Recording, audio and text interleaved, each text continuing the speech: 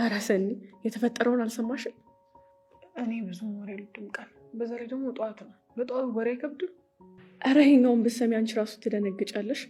ትላንትና አልገባሽም። እኔ ራሱ ምድር ተከፍታ ብትውጠኝ ደስ ይለኝ ነበር። ምን ተፈጥሮ ነው ይኛል እንዴ? ጆዬ ነዋ። እኔ ጆዬን ፈልጌ ቢሮ መግባት፣ ከዛ በኋላ የሚያምር ቀለበት አየሁኝ። ወይኔ ሲያምር ብዬ ፎቶ ስነሳ እና ቀለበቱን አደረግሽው? አዎ አደረግኩት። እንዴ ለምን ነው እንደዚህ የጮሹ? ቀለበቱን ማድረግ ጥፋት ነው እንዴ? ጆዬም እኮ እንደዚህ ነበር የተቆጣኝ። አዎ ልክ አልሰራሽም። የሰው ቀለበት ብድግ አድርገሽ ታደርጊያለሽ እንዴ? እንደዛ እኮ አይደረግም። እኔ ትገረሚያለሽ ብዬ እነግርሻለሁ፣ አንቺ ትጮይብኛለሽ እንዴ? ጆዬ ጮህብኝ ይበቃኛል። እሺ ከዛስ? እንዴት እንዳስደነገጠኝ። ይሄ እኮ የሚስቴ ቀለበት ነው። ከሚስቴ ውጭ ማንም እንዳደርገው አልፈልግም። እንዴት ዝም ብለሽ አንስተሽ ታደርጊያለሽ አለኝ። ከዛማ እኔ ደንግጬ ይቅርታም አላልኩትም ምንም አላልኩትም። ፈጥጬ እያየሁት ትቶኝ ሄደ። ቀለበቱን እንዴት ከእጄ ላይ እንዳወጣው አልገባሽም። ጣቴን እንደቆረጠው ነው የተሰማኝ። ደግ አደረገሽ። ምን የምርሽን ነው? ቆይ አንቺ ከመጀመሩ ነው የጆዬ ጠበቃ ይሆንሽው? ጠበቃ እየሆንኩኝ አይደለም። የሰው ቀለበት እንዴት ታነሻለሽ? ደግሞ ድፍረትሽ ታደርጊዋለሽ። ግን የሚገርምሽ ነገር አሁንም እንደሚወዳት ፊቱ ላይ ያስታውቃል። የምርሽ ነው? የምሬን ነው። ትናንትና ንዴቱ ላይ ተረድቻለሁ። ይሄ የምስቲ ቀለበት ነው፣ እሷ ጣት ላይ ብቻ ነው ማየት የሚፈልገው ሲለኝ በደንብ ነው የተረዳሁት እንደሚወዳት። ግን አይገርምሽም ሰኒ? ጆዬ ሚስት አለው ሲባል በቃ እኔ ራሴን መቆጣጠር ነው ያቃተኝ። ቆይ ግን ለምንድን ነው ራስሽ መቆጣጠር የሚከብድሽ? እንዴ ጆዬ እኮ የቢሮአችን ሸበላ ነው። ቃል እንደዚህ ማውራትሽን አቁሚ። ሰላም ሰላም፣ እንዴት ናችሁ? ለዚህ ቻናል አዲስ ከሆናችሁ ሰብስክራይብ በማድረግ እንዲሁም ላይክ እና ሼር በማድረግ ቤተሰብ ሆኑ። የጆከር እና የሰኒ አድናቂዎች ጨዋታውን የጀመረው ጆከር ነው። እንግዲህ ያላሰበውና ያልጠበቀው ነገር ሆኗል። ይሄም ጆከር ሰኒ ለማስቀናት ከቃል ጋር ሲወራጭ ነበረ። አሁን ደግሞ ሰኒ ጆከርን ለማስቀናት እንግዲህ ቆርጣ ተነስታለች። እሷ በእርግጥ አላሰበችውም ነበረ። አጋጣሚው በጣም ጥሩ ሆኖላታል። አዲስ ሰው ወደ ቢሮቸው መጥቷል። እንዲሁም ለእሷ አዲስ ነው፣ ነገር ግን ለስራው አዲስ አይደለም። እዛ ጋር የድሮ ተቀጣሪ ነው። እንግዲህ ለመስሪያ ቤቱን ቁልፍ ላይ ምናምን ብሏል።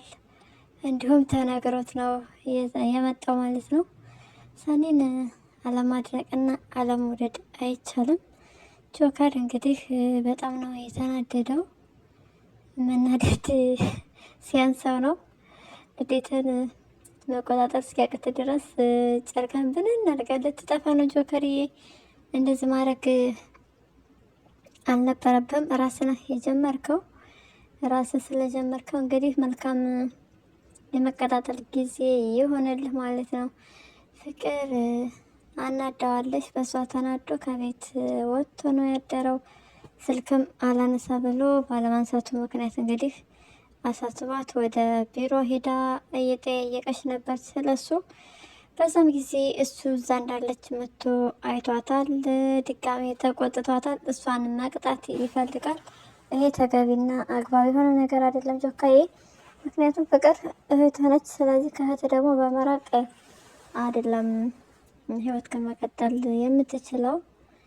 ምንም እንኳን ለአንተ ብላ እንደዛ ብታደርግም ትክክል ላይሆን ይችላል፣ ተሰምቶ ሊሆን ይችላል። ነገር ግን ደግሞ በዛ ልክ እህትህ ላይ ፊት ከማዞርህ ጥሩ አይደለም። ሰኒ ደብሮ ታይታ ምን ሆነ ነው እያለችው ነበረ። እሱም ምንም አልሆንኩም ተይኝ እያላት ነው። ተይኝ ይላታል። እንደዚሁ ስትተው ደግሞ ያዥኝ አይነት ነገር ነው የሚያሳያት። ከዚህ በኋላ እስኪ ምን ትሆን ጆከርዬ? አንተ በቃ ከቃል ጋር ሆነ በጣም ነበረ እዛዝህ ምን ስትል የነበርከው። ግን ደግሞ ይሄ አያዋጣም። ሚስትህን አላቃትን ብለህ ጨዋታውን የጀመርከው ራስህ ነህ። ስለዚህ መልካም የጨጓራ መላጥ ጊዜ እንዲሆንልህ እንላለን። አዲሱ ልጅ ደግሞ በርታ፣ ጠንከር ብለህ ሰኒዬን አድናቆቷን ምናምን ነገር ጨመርመር እያደረግ ይበልጥ ደግሞ ጆከር እንደሚናደድ ስለምታውቅ አሁን ስለሚገባ የጆከር ጸባይ በቃ አንተ ጆከርም ማናደድና ማናደድህን ትቀጥላለህ ማለት ነው። ሰኒ ግን መቼም ቢሆን ልትወድህና ልታፈቅርህ የማትችለው ሰኒ ጆከርን ትወዳለች፣ በጣም ነው የምትወደው። ለመረዳት እየሞከረች ሲደብረው ምን ሆንክ እያለች ሀሳብ ልትጋራለት እየፈለገች ነበረ። እሱ ግን የሚመልስላት መልስ በጣም ተቃራኒ ነው። ቴክስት ፍቅር ጽፋ እንግዲህ ራኬብ አይታ ራኬብ ሄዳ እንደተናገረችው አውቃለች። ሰኒም ሄዳ እህቷ ጋር ሰጣ ገባ ተናገረች። ይሄም ስለምትወደው ነው። ራኩ ደግሞ ትክክል አይደለም እንደዛ ማረግሽ፣ ቢያንስ ሰኒን ማዳመጥና ሰኒን መጠየቅ አለብሽ። ዝም ብለሽ በራስሽ መወሰንሽ አግባብ አይደለም። ሰኒ እያስመሰለች ነው ደህና ሆና ለመታየት የምትሞክረው እንጂ የእውነት ሳትወደው ቀርታ የሆነ ሳይናፍቃት ቀርታ አይደለም። ምክንያቱም የመጀመሪያዋ ነው። እንግዲህ ብዙ የማይረሱ ጊዜያቶችን አብረው አሳልፈዋል። ስለዚህ ከሱ እንድትርቅ ብዙ ባትገፋፍ ያጠሩ ነው። ከዚህ በኋላ ተቃራኒ ሰው አይታቸዋል። በቃ ፍቅር ለማጣበቅ ትሞክራለች፣ ራኬብ ደግሞ ለማፈራቀቅ። ጉድ እኮ ነው። ራኬ ትክክል አይደለሽም። ፍቅር በጣም ነው የምትለዩ። በቃ የልጅ አዋቂ ነሽ፣ ከራኬብ ተቃራኒ ነሽ። ወንድምሽ እንደሚወዳት ታውቂያለሽ። ነገር ግን አጉል እልህ ነው። ጆከር ደግሞ ፊት ባትል መልካም ነው። ይቅርታ ጠይቃ ሳለ ያኔ ብትናገር መልካም ነገር ሆኖ ሳለ ነገር ግን ይቅርታዋን በዛ ጊዜ ሳትቀበል አሁን ላይ ያዙ ይልቀቁኝ ማለትህ አግባብ አይደለም። እንግዲህ ረጋ ሰከን ብለህ ራስክን አዳምጥ። ስራና ስራን እየሰራህ ኑሮህን ቀጥል ነው ማለት የምንፈልገው። ሁሉም ነገር በጊዜውና በሰዓቱ ይሆናል። ስለዚህ በቃ ሌላ ነገር ውስጥ መግባት፣ ራስክን ማስጨነቅ፣ ራስክን ማሳመሙ ምንም የሚያመጣልህ መፍትሄ የለውም። እንደዚህ ተሰብሬ ያለው እህትሽ እንደዚህ ብላኝ፣ አንቺ እንደዚህ ብለሽኝ፣ እንደዚህ አርገሽ ማለቱን ትተህ ራስክን ማዳመጥ መቻል አለብህ። ራስክን ስታዳመጥ ያኔ ጥፋትህ ይገባሃል። አጉል ብሽሽቅነቱን የጀመርከው ራስን። ስለዚህ ከዚህ በኋላ ቢያንስ እሷን ላለማዘዝ ከማንም ጋር ብታወራ በቃ አይተህ እንዳላየ ስራና ስራ መስራት ነው እንጂ እንደዚህ ሰራሽ፣ እንደዚህ አደረግሽ፣ ምን እያረግሽ ነው ምናምን፣ ይሄ በጭራሽ አንተን የሚመለከት አንተን የሚያሳስብ ነገር አይደለም። እንደውም ልጁ አዲሱ ማለት ነው ስለ አንተ ሰርተፊኬት የለውም ከድርጅቱ ባለቤት ጋር ስለሚተዋወቅ ነው ምናምን ብሏል። ያው ዞሮ ዞሮ ብዙ ጊዜ ተምራህ ዲግሪ ምናምን ነገር ላትይዝ በወግ በማድረግ ላትመረቅ ትችላለህ። ነገር ግን ደግሞ አንድ ሰው እችላለሁ ካለ ይችላል። ምንም ነገር መስራት የሚከብድ ነገር አይደለም። ዋናው አይምሮን ሬዲ ማድረግና ፈቃደኛ መሆን ለስራ ያለ ተነሳሽነት ይወስነዋል። ለስራ ካለ ፍላጎት አንጻር ምንም ነገር መስራት አይከብደንም። ዛሬ ባንችል ነገ ባንችል ሶስተኛና አራተኛ ቀን ላይ ምንም ነገር ቢሆን መስራት የምንችለው ብዙ ነገር አለ። ስለዚህ አልተማርኩም ምንም ነገር እውቀቱ የለኝም ብለን እጃችንና እግራችን አጣጥፈን መቀመጥ ላለመማራችን ማንኛችንም ብንሆን ላለመማራችን እድል መስጠት በቃ የለብንም። መሞከር መቻል አለብን እስከምንችለው ድረስ። ስለዚህ ጆከር ደግሞ በጣም ጀግና ነው። ሳይማር እንደዚህ አይነት ድርጅት ላይ ተቀጥሮ መስራት ከቻለ በጣም ጎበዝና ጀግና ወንድ ነው። ስለዚህ ደግሞ እኔ ተምሬያለሁ፣ እኔ ሰርተፊኬት አለ፣ የሱ ሰርተፊኬት የለው ምናምን ብለህ ለማሸማቀቅና ስለሱ ጥሩ ያልሆነ ነገር ለማውራት ማሰብህ ትክክል አይደለም። ብሩክ አስብበት። እንደዚህም ሁለተኛ እንደማትል ሰኒ ፊት እርግጠኛ ነን። ከጀርባ ግን ልታማው ትችላለህ። ከጀርባ ለማሳቃቅ ትሞክር ይሆናል። በዋነኛነት ደስ የሚለው ደግሞ የድርጅቱ ባለቤት ጋር እንግዲህ እጅና ጓንት ናቸው። በጣም ባለውለታው ነው። በወደቀ ሰዓት ነው አንስቶ እንግዲህ ለዚህ ያደረሰው። ስለዚህ ስለ ጆከር ምንም ማብራሪያ መስጠት ለማንም አይጠበቅብህም። ሰኒና ጆከር ደግሞ ፍቅረኛሞች ናቸው ማለት ባልና ሚስት ናቸው። ይህን ስታቅ ሰኒ እየተደበረችብህ እንደነበረ እንደዛ ቦታ የሰጠችህ የሚገባህና የምታውቅ ይሆናል። ስለዚህ ያኔ ከመጎዳትን ጊዜ ቦታህንና መስመርክን አውቀህ እንድትኖር ስንል በትህትና እንጠይቅሃለን። ኋላ ፍቅሬን እንደዚህ መወጫ አደረግሽው፣ እኔ እኮ የእውነት አፍቅሬሽ ነው ምናምን ብለህ መቀበጣጠስ አያስፈልግም።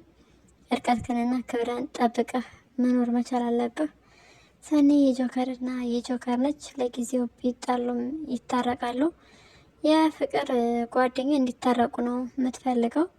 እንግዲህ የጓደኛዋ ወንድም ከሚስቱ ጋር እንዲታረቅላት ትፈልጋለች።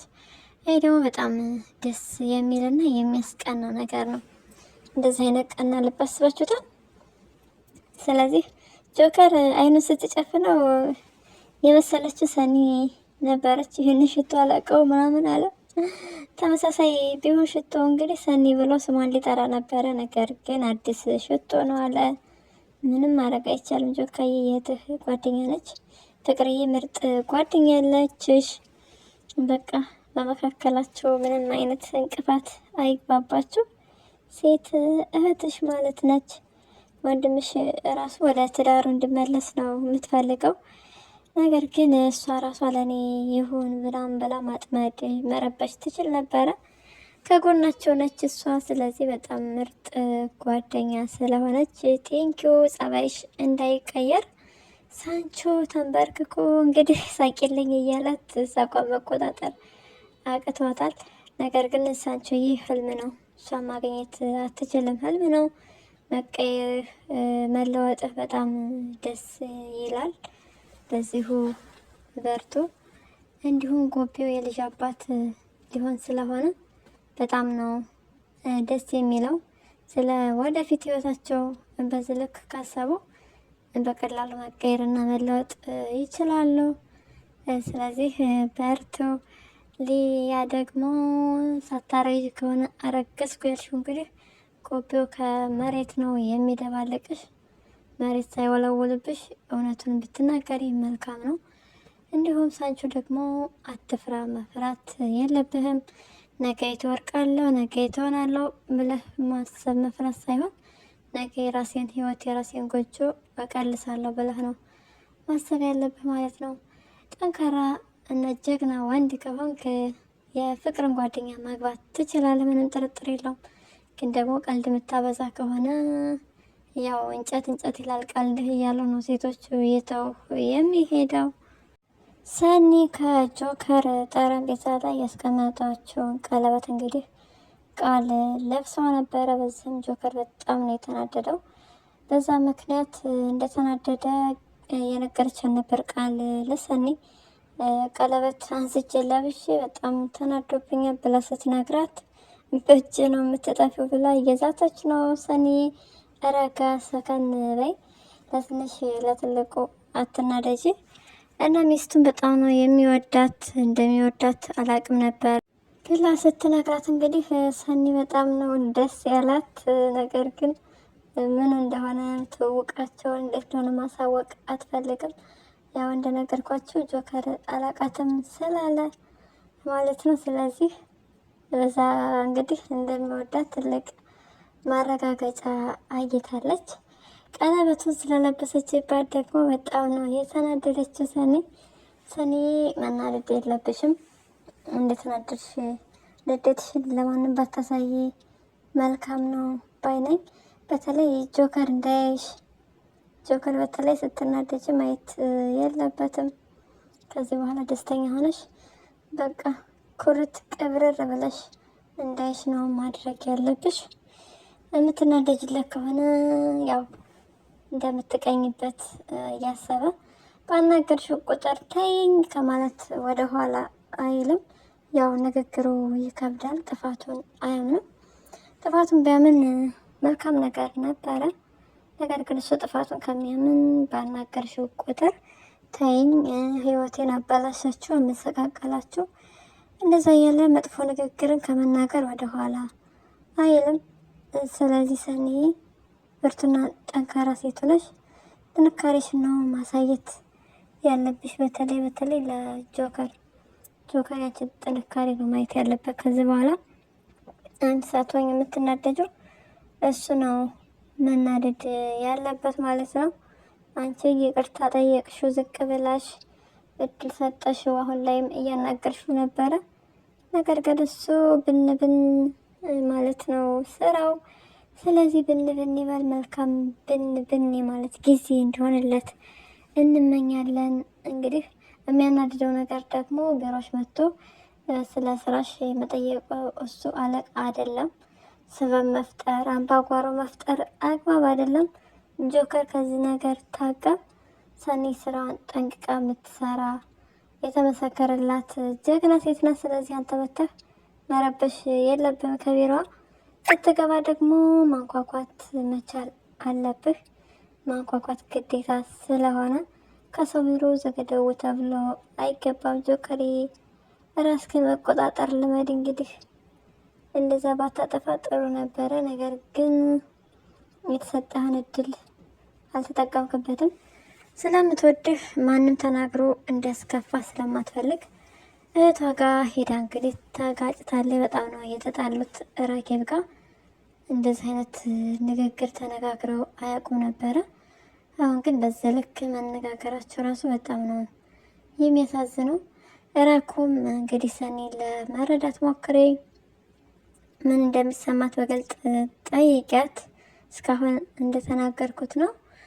ከጀርባ ምን ይሰማታል? ፊት ለፊት እኔን በቃ ጠንካራ ሆና ለመታየት ስለምትፈልግ ነው ለእኔ ብላ ብልሽ ማሰብ መቻል አለብሽ ራኩዬ። በሌላ ቪዲዮ እስክንገናኝ ድረስ መልካም ጊዜ እንዲሆንላችሁ እመኛለሁ። ለዚህ ቻናል ደግሞ አዲስ ከሆናችሁ ሰብስክራይብ፣ ሸር በማድረግ ቤተሰብ ሁኑ። ሀሳብና አስተያየታችሁንም ደግሞ ኮሜንት ላይ ጻፉልን። ጆከር እና ሰኒ ይታረቁ እያላችሁ እስኪ በኮሜንት አጥለቅለቁትና ተጽዕኖ ቢያንስ እንፍጠርባቸው።